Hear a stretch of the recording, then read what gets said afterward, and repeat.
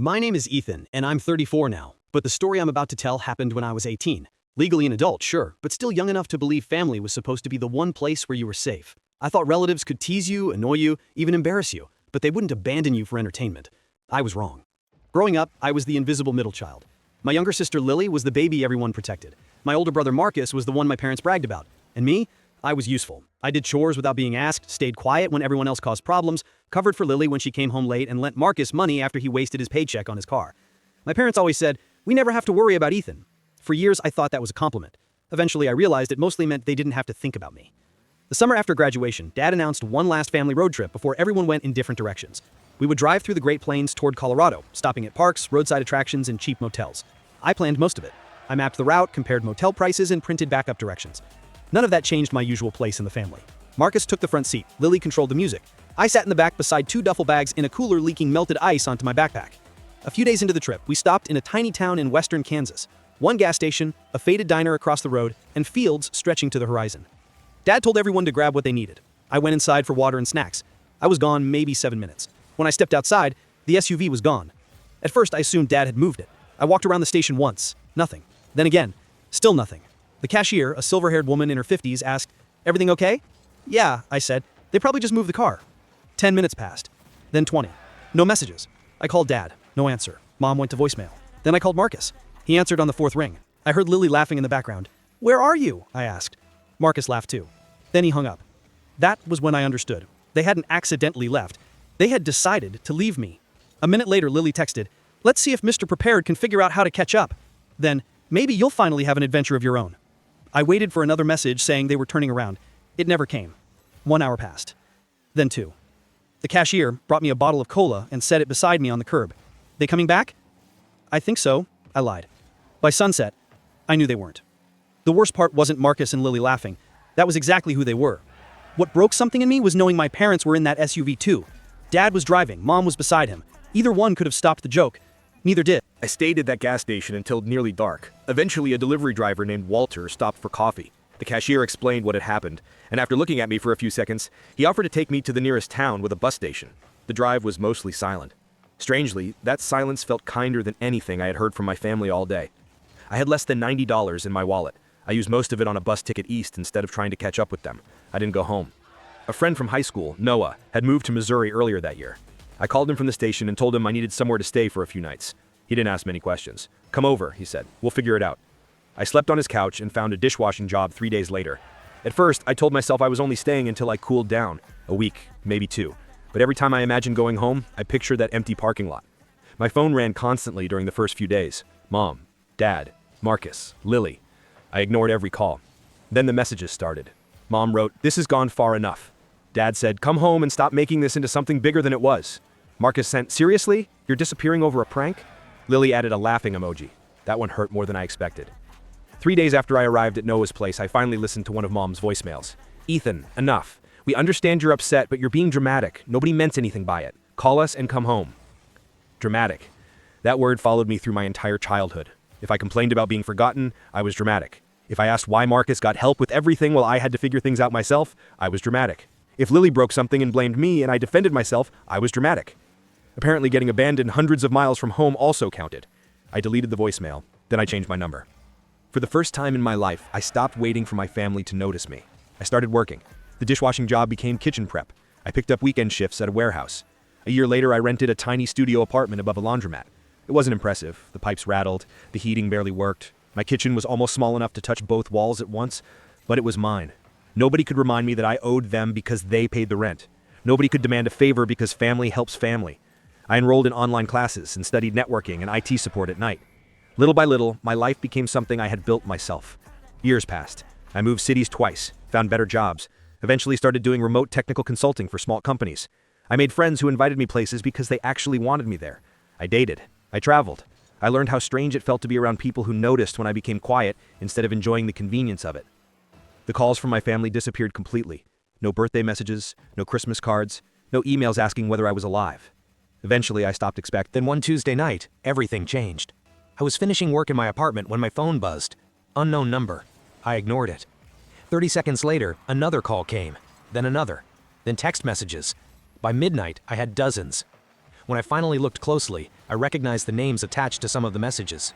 Mom, Dad, Marcus, Lily. People who had managed 15 years without needing me suddenly seemed desperate to speak. By morning, I had 96 missed calls, texts, and voicemails. Then one message appeared that made me stop scrolling. It was from Mom. "Ethan, please answer. This is serious. It's about Grandma Eleanor." I stared at those words for a long time. Grandma Eleanor was the only person in that family I had ever truly missed. But something about the timing felt wrong. I didn't call back. Not that night. Instead, I sat on the edge of my bed with the phone in my hand and read everything they had sent. Some messages were short. "Please call. We need to talk. This is important." Others were more emotional. Mom wrote, "We never knew you were hurting that badly." That almost made me laugh. They knew. I had told them. They just preferred the version where my feelings were inconvenient. Lily sent a photo of herself with a little girl I had never seen before. The caption read, "Your niece would love to meet you someday." A smiley face followed it, like 15 years could be erased with one cute picture. Marcus was less subtle. "You seriously vanished for 15 years because of one stupid joke? You need to grow up." One stupid joke. I stared at that message until the words stopped feeling real. They had left me in another state with barely any money and no transportation, then spent 15 years pretending I had somehow abandoned them. I turned my phone off. But I didn't sleep. Grandma Eleanor kept appearing in my thoughts. When I was a kid, she had always been different. She never treated me like background noise. At family dinners, she would ask what I thought about something and actually wait for the answer. Once, when I was 12, she slipped a $10 bill into my hand after I helped her carry groceries. "Don't tell your brother," she whispered. "He already gets rewarded for breathing." I had laughed harder than I should have. Another time during Christmas dinner, she leaned toward me and quietly said, "You notice everything, don't you?" I never forgot that. So yes, the idea that she might be gone hurt. But another thought bothered me even more. If Grandma had died recently, why had no one contacted me earlier? Why did nearly 100 calls suddenly appear in one night? I waited several days and started looking. I searched public records, social media, old family accounts, anything I could find without contacting them directly. It didn't take long. Grandma Eleanor had died almost 4 months earlier. 4 months. No one had told me. There had been a funeral. Marcus posted a photo from it. Lily wrote a long message online about how much she would miss her. Mom thanked people for their condolences. They had all known exactly how to contact me now, which meant they probably could have contacted me then, but they didn't. The calls only started after something else happened. The reading of the will. That was when the story changed.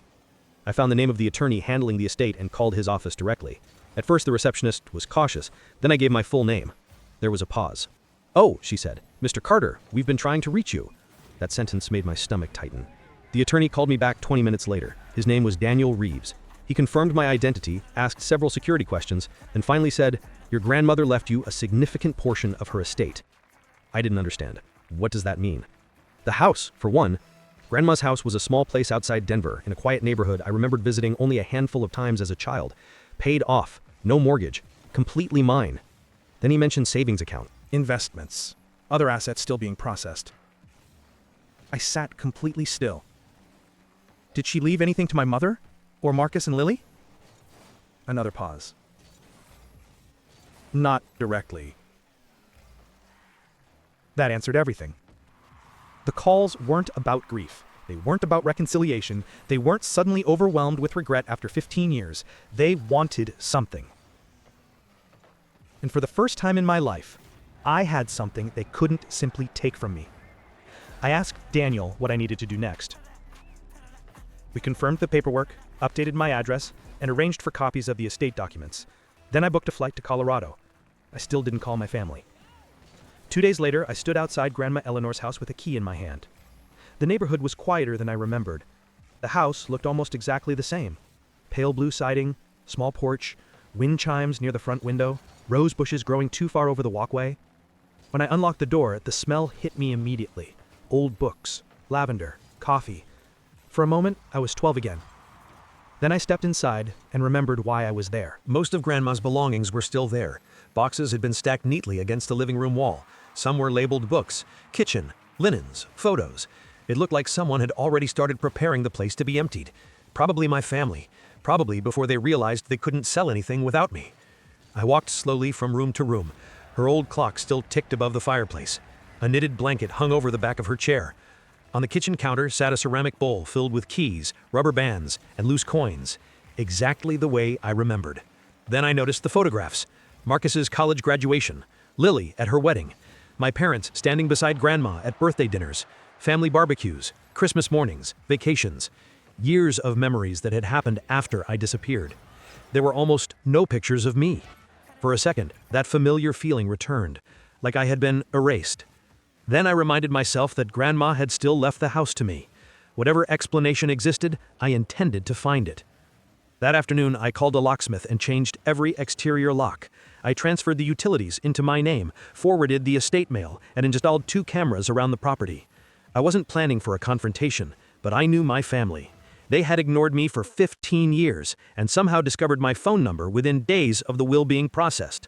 I wasn't taking chances. The next morning, my phone rang. Mom. For the first time, I answered. Neither of us spoke for several seconds. Finally, she said, "Ethan?" Her voice sounded softer than I remembered. "Yeah."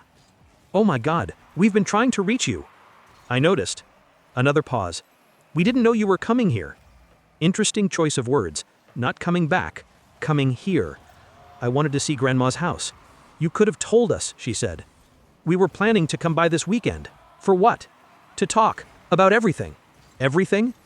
"You know, the family, Grandma, the estate." There it was, estate. Not grief, not apology, estate. I already spoke with the attorney. Her tone changed immediately. Only slightly, but enough. "Ethan, I hope you understand, this is complicated." "What's complicated?" "Your grandmother made some unusual decisions. She left me the house." "Yes, but Marcus and Lily are her grandchildren too. And they didn't receive anything comparable." "I'm aware." She exhaled sharply. "We just think there should be some fairness." I almost smiled. Fairness.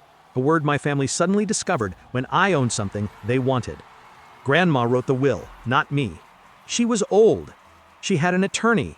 That doesn't mean she understood how much resentment this would create. I leaned against Grandma's kitchen counter. "You mean resentment from people who haven't spoken to me in 15 years? We tried." "No, you didn't. That's not fair." I actually laughed. "You found me in less than a week when money was involved." Silence. Then Mom lowered her voice. "Ethan, don't make this harder than it needs to be." That sentence brought me straight back to childhood. Whenever Marcus did something wrong, I was told not to make things harder. Whenever Lily wanted something that belonged to me, I was told to be mature. Whenever I objected, I was the difficult one. "I'm keeping the house," I said. Her voice sharpened. "You don't even live here." "I might now." "You can't seriously mean that." "I do." Another silence. Then she said something I never expected. "You owe this family more than that." Something inside me went completely still. Not angry. Still. "I owe you nothing." I hung up. 20 minutes later, Marcus called. Then Lily. Then Mom again. I ignored all of them. The missed call number climbed. 97, 98, 99. By early afternoon, I turned the phone face down and started opening boxes. That was when someone knocked on the front door. 3 slow knocks. Controlled. Almost polite. I checked the camera feed. Mom stood on the porch. Marcus was beside her. Lily was there too. All 3 of them. After 15 years, my family had finally come looking for me. And somehow, I wasn't surprised that they had shown up at the house instead of asking whether they were welcome. For a few seconds, I just watched them through the camera. Marcus looked exactly like the version of himself I remembered, only older. Clean shirt, expensive watch, sleeves rolled halfway up his arms like he was about to negotiate a contract. Lily stood beside him holding a large handbag and a nice coffee. Mom had dressed carefully. Too carefully. They looked less like a family visiting after 15 years and more like people arriving for a meeting. I opened the main door but kept the storm door locked between us. Mom smiled first. "Ethan." The way she said my name made it sound like we had seen each other last week. Marcus gave a short laugh. "Well, there he is." I didn't respond. Mom glanced toward the neighboring houses. "We just wanted to talk." "You could have called." "We did. That's true." Her smile tightened. "Can we come inside?" "No." Marcus sighed. "Come on, man." "No." Lily shifted her drink to the other hand. "We're not here to fight." "Then you picked a strange way to show it." Mom stepped closer. "Ethan, we know things ended badly." "Ended badly?" She hesitated. "You left very suddenly." I stared at her. "You mean after you left me at a gas station?" Marcus rubbed his forehead. "Oh my God, we're seriously doing this?" "Yes. We were young. It was stupid." "You were 21. So? So you knew what abandoning someone meant." Lily jumped in. "We came back eventually." "No, you didn't." Her expression changed. "Well, we expected you to catch a bus or call someone. You expected an 18-year-old with almost no money to solve the problem you created." Marcus crossed his arms. "It was supposed to be a joke. A joke ends when everyone laughs." Mom interrupted. "We apologized." "No, you told me I was dramatic. That was years ago." "And that makes it an apology?" Nobody answered. For a moment, all I heard was the wind moving through Grandma's chimes above the porch. Then Lily said, "So what, you're punishing all of us forever?" I almost admired the way she framed it. They abandoned me, they ignored me for 15 years, and somehow my refusal to hand them something now was punishment. You had 15 years, I said. Birthdays, holidays, emails, social media. You could have found me. Mom looked hurt. We didn't know how.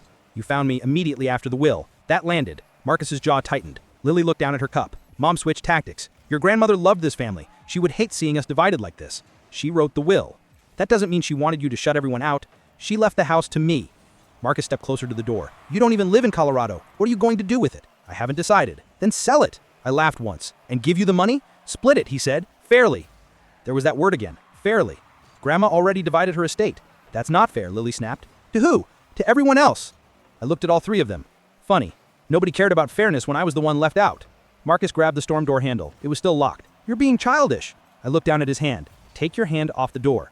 He stared at me for a second, then let go. Mom's voice softened. Ethan, please don't throw away your family because of a house. I leaned against the doorframe. You already threw me away. Her face went still. This is just the first time, I continued, that doing it might actually cost you something. No one spoke. Marcus looked furious. Lily looked embarrassed. Mom looked like she was trying to decide which emotion would work best on me. Finally, Marcus said, "If you do this, don't expect us to be there when you change your mind." I nodded. That arrangement has worked fine for 15 years. Then I started closing the door. Mom put her palm against the glass. Ethan, I stopped. What? You'll regret treating your own family this way. For the first time, I smiled. I learned it from you. I closed the door, locked it, and stood there listening as their footsteps crossed the porch.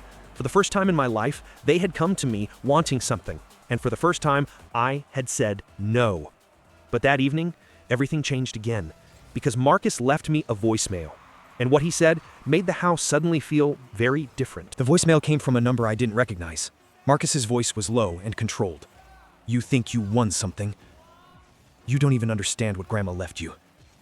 Keep digging, Ethan. You might wish you hadn't. Then the message ended. I listened to it twice. Then a third time. At first, I assumed it was intimidation. Marcus hated losing control, and threats were easier for him than admitting he was scared. But there was something else in his voice. Not just anger. Panic. That night, I barely slept. The next morning, I started going through Grandma's boxes properly. Every envelope, every notebook, every folder. Most of it was ordinary. Old recipes, tax documents, church newsletters, birthday cards, receipts she had saved for no logical reason. Then, near the bottom of a box labeled linens, I found a thin black notebook wrapped inside a folded towel. It looked like a cheap ledger. I opened it. The first page had my name written across the top. Ethan. Underneath, in Grandma's handwriting, were several lines. If you're reading this, then you finally came back. I hope life was kinder to you than this family was. You were always the one who paid attention. That is why I'm trusting you with what comes next. I read it again, then turned the page. What I found didn't make sense at first. Lists of company names, dates, property addresses, account numbers, notes about investments stretching back more than 30 years. Grandma Eleanor, who bought groceries with coupons and drove the same car for almost 2 decades, had quietly built an investment portfolio. Stocks, rental properties, private investments, a small ownership stake in 2 companies I had never heard of.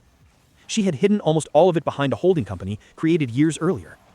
The house wasn't the real inheritance, it was the entrance. Several trust accounts were legally connected to the property and to Grandma's estate plan, and according to the notebook, the controlling beneficiary was me. Not Mom, not Marcus, not Lily, me. I sat at the kitchen table staring at the pages. Suddenly, the calls made sense. The urgency, the fake concern, the visit, Marcus's threat. They didn't care about a small house outside Denver. They cared about what came with it. Taped inside the back cover of the notebook was a small brass key. Next to it, Grandma had written the name of a downtown bank and a safe deposit box number. I called the estate attorney immediately. Daniel went quiet when I described the notebook. Do not photograph or send any of that to your family, he said. I wasn't planning to. I'd also recommend you bring the notebook to my office before doing anything else. 2 days later, Daniel and I went to the bank together. The key worked. Inside the box were original stock certificates, property deeds, legal documents, a flash drive, and one sealed envelope. My name was written on it. I didn't open it there. I waited until I was back at Grandma's house. Then I sat in her old chair beside the window and carefully broke the seal. Dear Ethan, the letter began. I don't know where you are as I write this. Your mother says you chose to leave us. I know better. My throat tightened. I saw how they treated you. I saw how often you were expected to forgive things nobody would have forgiven from you. I also saw how strong you became because no one bothered to notice. I had to stop reading for a moment. Then I continued. I spent years building something quietly. I never needed them to know. Money changes people, but sometimes it only reveals what was already there. Below that she had written, "If they came looking for you after I died, ask yourself why they waited until then." I actually laughed, not because it was funny, because Grandma had predicted everything. The final paragraph hurt the most. "I'm leaving this to you because you are the only one who never treated me like I was something to inherit. Use it however you want. Build a life, help someone, walk away, but never let guilt convince you that people deserve access to you simply because you share blood." I sat there for a long time with the letter in my hands. For 15 years I had believed I disappeared without anyone noticing. I was wrong. Grandma had noticed everything. And now I finally understood why my family was afraid. The next morning, I called Daniel again. This time, I wasn't asking questions. I wanted protection. We spent the next several days reviewing everything Grandma had left behind and restructuring the assets so no one could interfere with them. The accounts were legitimate. The properties were real. The investments were worth far more than I had imagined. Grandma had been careful for decades. She had also anticipated conflict. There were clauses in the trust specifically designed to prevent relatives from challenging transfers or pressuring beneficiaries into giving up control. The more I learned, the more impressed I became. She hadn't simply left me money. She had built a wall around it, and around me. Once everything was secured, I did something my family probably never expected. I contacted them. Not individually, I sent one message to all three. "Saturday, noon, Grandma's house. If you want to talk, this is your chance." Marcus responded first, "Finally." Lily sent, "Thank you." Mom wrote an entire paragraph about how relieved she was that I was ready to heal. I didn't correct her. Saturday arrived gray and cool. At exactly noon, their car pulled into the driveway. Same formation as before. Mom first, Marcus behind her, Lily last. This time, I opened the door and let them inside. They walked through Grandma's living room like people visiting a property they already imagined selling. Marcus glanced toward the windows. Lily studied the hardwood floors. Mom touched the back of Grandma's chair and sighed dramatically. I brought them into the kitchen. I didn't offer coffee. I didn't ask how they were. I placed the black notebook on the table in front of me. They noticed it immediately. Marcus's expression changed, just slightly, but I saw it. Mom sat across from me. "We're glad you called," she said. "Losing Mom has made all of us think about what really matters." I nodded. "I've been thinking too." Marcus leaned forward. "So you know about the other assets?" Not a question, a statement. "I do." Lily looked at him, then back at me. "Okay, good. Then we can finally be honest." I almost smiled. "Please, be honest." She took a breath. "Grandma loved all of us. Whatever paperwork she signed, I don't believe she intended one person to get everything. She didn't leave me everything." Marcus frowned. "Most of it." "Enough." Mom clasped her hands together. "Ethan, your grandmother was getting older. She could be stubborn, sometimes confused. Her attorney disagrees. She might have been influenced. By who?" Mom didn't answer. Marcus did. "Maybe by you." I laughed. "I hadn't spoken to her in 15 years. "Exactly," he said. "So why would she leave all of this to you?" I opened the notebook. "Because she knew exactly what all of you were like." The room went quiet. Mom's face hardened. "That's unfair." "No, what happened in Kansas was unfair." Marcus groaned. "Again with the gas station?" "Yes, again with the gas station." I looked directly at him. "I was 18. You drove away laughing. I had almost no money. I got into a stranger's truck because I had no other option. I bought a bus ticket with nearly everything I had." Marcus looked away. I kept going. "I could have disappeared. I could have been hurt. And when I refused to come home, none of you asked whether I was safe. You told me I was dramatic." Mom whispered. "We made a mistake." "No, you made a choice." Her eyes filled slightly. For once, it didn't affect me. Lily crossed her arms. "So, this is revenge?" "No." Then what is it? This is me respecting Grandma's decision. Marcus leaned forward. "You know we can contest this. You can try." His expression changed again. I continued. "I've already spoken to the attorney. Everything has been verified. The trusts have been transferred and secured." Mom blinked. "Transferred? Yes. To where?" "That's none of your business." Marcus pushed his chair back. "You moved everything?" "Yes."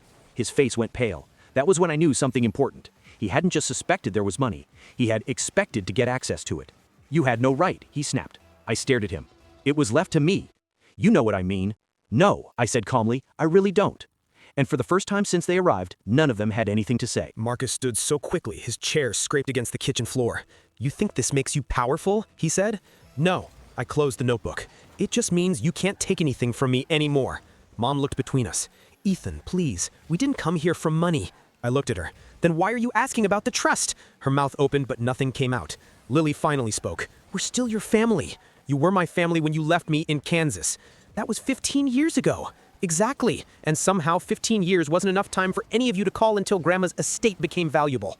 Lily looked away. Marcus clenched his jaw. Mom's eyes dropped to the table. The silence told me more than an apology ever could. I stood. This meeting is over. Mom looked startled. Ethan, wait. No. I picked up the notebook in Grandma's letter. I invited you here because I wanted to know whether any of you could sit in this house after everything that happened and care more about seeing me than about what Grandma left behind. I looked at Marcus. You couldn't. Then Lily. Neither could you. Finally, Mom. And you didn't even try. Her voice cracked. What do you want us to say? Nothing. That seemed to confuse her. For years, they had treated every conflict like something I needed to fix, but I wasn't asking for an apology anymore. I wasn't asking them to understand. I wasn't asking for anything. Marcus walked toward the door, furious. You'll regret this. I followed him into the hallway. No, I spent 15 years regretting that I wasn't good enough for this family. He stopped. I'm done with that. I opened the front door. The truth is, I was always good enough. You just found me easier to ignore. Marcus stepped outside. Lily followed. Mom remained in the doorway for a few seconds. Your grandmother would want us together. I held Grandma's letter against my chest. She wanted me safe. Mom stared at me, then she laughed. I closed the door. This time, nobody knocked again. In the months that followed, I stayed in Colorado. At first, I told myself it was temporary. Then I converted Grandma's sewing room into an office. I repaired the porch, repainted the kitchen, cut back the rose bushes without removing them. I kept the wind chimes exactly where they were. Daniel helped me manage the estate carefully. I didn't suddenly become some reckless millionaire. Most of the investments stayed where Grandma had put them. I sold one property, renovated another, and created a small scholarship fund in her name. The money changed my options, but Grandma's letter changed something deeper. For most of my life, I had confused being quiet with being invisible. I thought people overlooked me because there was something missing in me. Grandma understood the truth before I did. I had been paying attention, learning, surviving, building. Silence hadn't made me weak. It had given me room to become someone my family no longer recognized.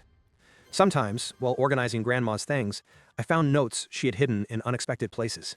Inside cookbooks, behind photographs, in the margins of crossword puzzles. One afternoon, I opened an old recipe book and found a sentence written beside her apple pie recipe. Being forgotten by the wrong people can sometimes be the beginning of being remembered by yourself. I sat at the kitchen table and read it several times. Then I laughed. Grandma always had a way of saying exactly what I needed to hear. I haven't spoken to my family since that Saturday. They tried contacting me a few more times through attorneys, but nothing came of it. Eventually, the call stopped. And unlike 15 years earlier, their silence didn't hurt. It felt peaceful. Some evenings, I sit on Grandma's porch with coffee, while the sun disappears behind the houses. The roses move in the wind. The old chimes ring above me.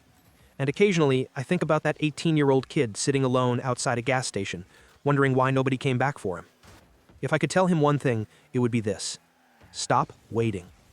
Some people will only notice your value when they want something from you. Build your life anyway. Because one day, you may realize that being left behind wasn't where your story ended. It was where your life finally became your own.